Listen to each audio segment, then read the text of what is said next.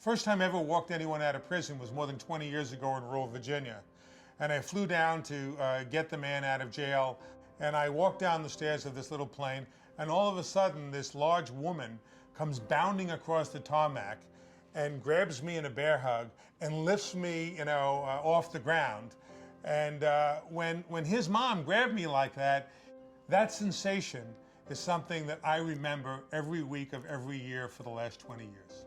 The decision to become a lawyer was really a direct outgrowth of the civil rights movement, the anti-war movement, and the feeling that law could be an instrument for social change. But we were doing cases involving the intersection of DNA and criminal justice, and became involved with this groundbreaking conference at the Banbury Center at Cold Spring Harbor in 1988 to discuss how do you transfer a new technology from the research laboratory to the criminal justice system. And so we brought together geneticists, forensic scientists, lawyers, judges. Our Banbury Center was just a wonderful place to bring the right collection of people together, really focusing on the uses of DNA identity.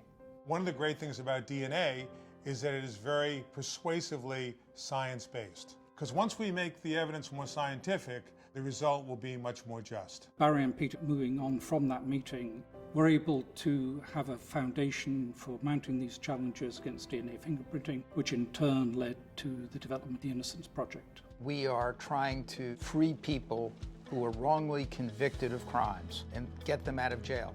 We are attacking what are the causes of wrongful convictions and trying to remedy them so that it doesn't happen again. You're really devoting their lives to saving innocent people. Your health, I would argue, is your most important thing in life, and second is your independence. Everyone knows about DNA now in the legal system. Without Barry and Peter, we wouldn't have done that.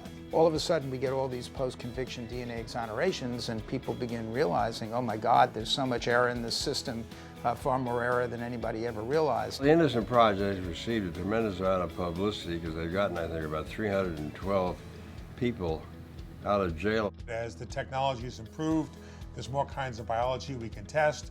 There are smaller and smaller specimens to test, and so we expect the number of exonerations to grow dramatically in the future. I think Barry and Peter have devoted their lives to this issue, issues that need to be addressed where there is grievous harm, fortunately, being brought to bear on innocent people. I think the work they're doing is God's work. So many people owe their lives to these two gentlemen and what they've accomplished. And as I said, the changes that they brought about will affect thousands. DNA has made me happy in a variety of ways, but I think that making the criminal justice system more honest, that really makes me feel good.